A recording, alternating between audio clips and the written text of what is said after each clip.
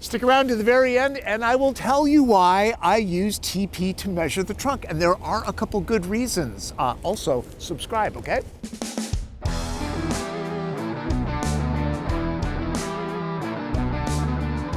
Attention snowbelt dwellers, golden retrievers, socks and sandals fashionista, and lovers of the great outdoors, I present to you the 6th generation Subaru Outback. The well-worn formula remains the same. Take a roomy station wagon, add cladding, hike up the ground clearance, add more cladding, give it a rugged look, and top it off with even more cladding. I suspect the world headquarters of If It Ain't Broke, Don't Fix It Incorporated are located in Lafayette, Indiana, which is where Outback is assembled. Subaru fans, and the brand does have an awful lot of those, will recognize this as an all-new Outback, including a new architecture that's stiffer and stronger, good for crash protection and driving dynamics. But if you're not a Subie aficionado, this might go by unnoticed because obviously the design is evolutionary, not revolutionary, kind of the Subaru way. Take a gander inside for the real change. The outgoing cabin was, well, like a basic cabin. Now it's more like glamping with a big screen TV, especially in this touring model, which is the top of the line. There's also a new Onyx model with water-repellent seats, but a tip from us Seattle folk, keep the doors and windows closed, and you really won't need that feature. Limited and Touring can be upgraded to a 2.4-liter turbocharged 4-cylinder. It's the only engine choice for Onyx. I'm motoring about with the 2.5-liter normally aspirated Boxer 4-cylinder. Subaru's pistons don't fire vertically like most engines, they pump horizontally. Its flat shape sits deeper in the engine bay for a lower center of gravity. It's one reason why people like the feel of driving a Subaru. Making 182 horsepower and 176 pound-feet of torque, 90% of its parts are new. The 2.4-liter turbo engine makes 260 horsepower and 277 pound-feet. It adds about $2,300 to the price tag of the Touring.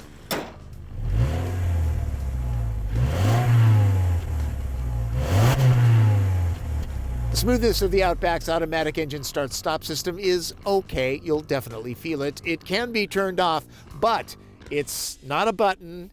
It's in the menu, which kind of discourages turning it off. The selector for the continuously variable transmission has a nice mechanical feel. The CVT is Outback's only transmission. It simulates the feel of an 8-speed geared unit right down to paddles on the wheel, which is heated in this car. Subaru's symmetrical all-wheel drive is standard. That should come as no surprise to anyone, even a Labradoodle knows that. If you're in tough terrain, X mode with hill descent control can help cross it. Outback with this engine does the 0 to 60 dash in just under 9 seconds. The turbo motor should whack 2 seconds off that time. But it is more expensive and built to stay that way. The EPA-rated fuel economy average for the turbo is 26 miles per gallon. This one is 29 mpg, and both of them do use regular grade gas, by the way. The 2.5-liter here is moving 3,770 pounds of wagon around. In everyday city motoring, this engine's drivability is just fine, and a bonus, it has a 50-mile longer range than the turbo engine, which could be handy in the wilderness. No, the suburbs are not the wilderness.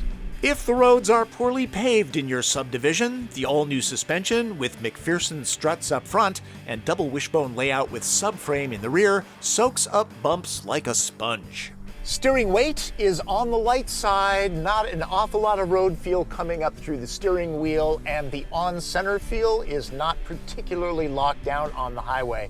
This is not a WRX STI, people. It's a raised station wagon.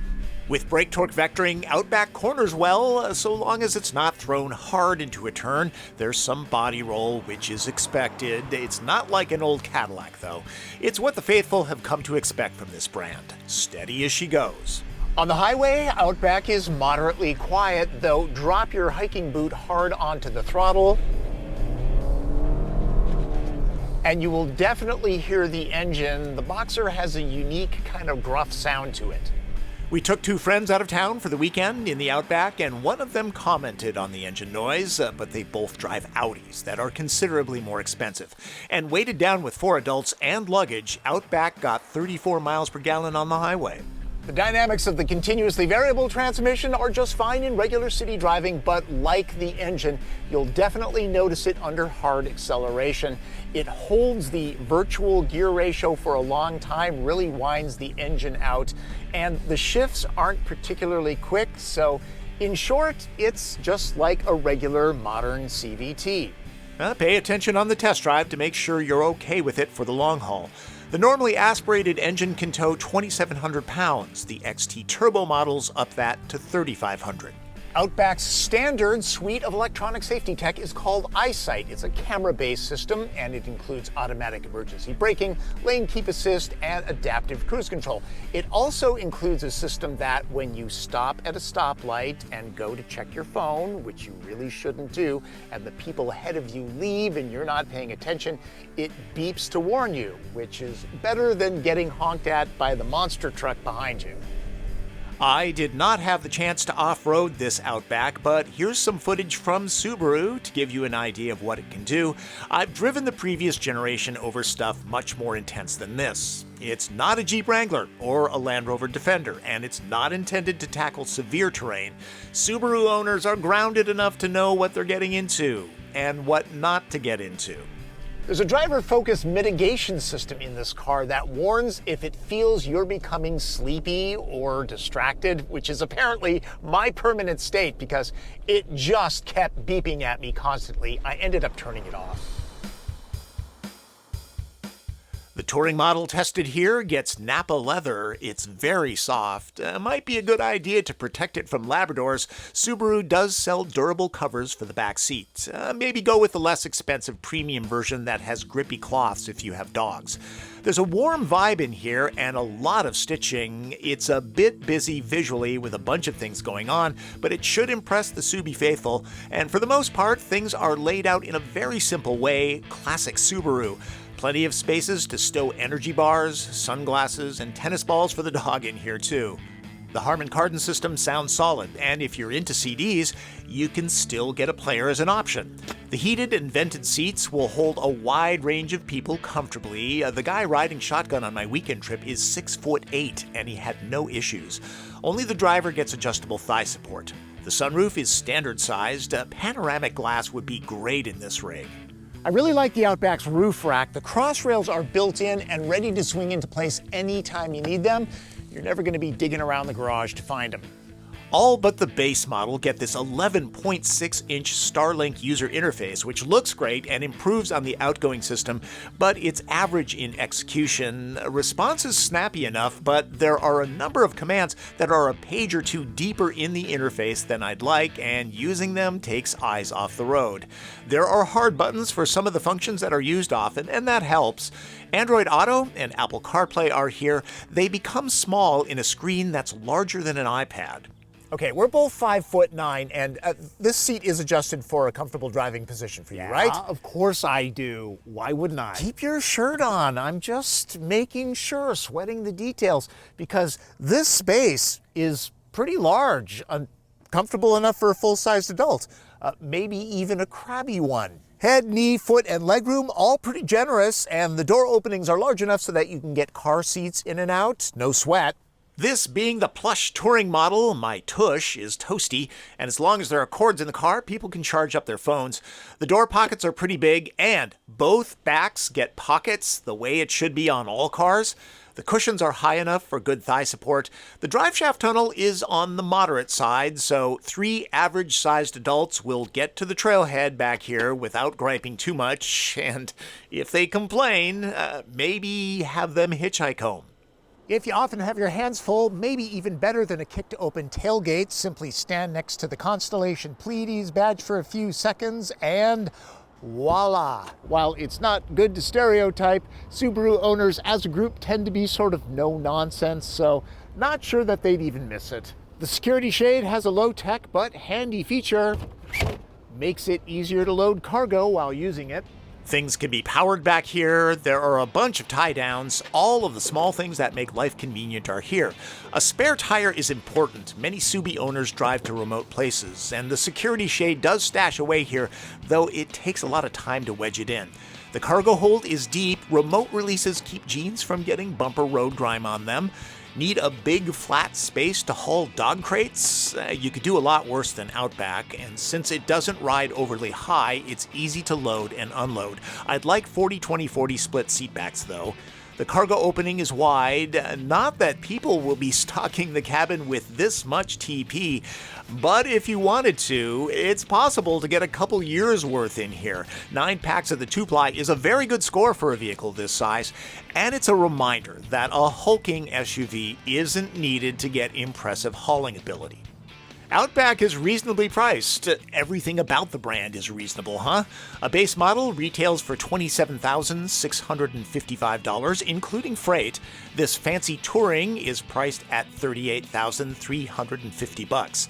The sweet spot is the premium model that gets the big iPad-like screen, with the $1,400 option package that adds rear cross-traffic alert, blind spot detection, and the powered tailgate. The total comes to $31,300. Outback is exactly what loyal Subaru owners are looking for. Considering the company runs its factories full tilt to meet demand for its lineup, it clearly knows its audience. No wonder it didn't stray from the familiar raised wagon format. There's always the 3-row ascent if extra seating or cargo room is needed, but Outback nails its mission. It'll make plenty of owners happy campers. Here in Seattle, Subarus are very, very popular because traction on rainy pavement is appreciated, plus we tend to head to the mountains for hiking and skiing. Why, look, there's an Outback and another, an Ascent. This is Subaru country.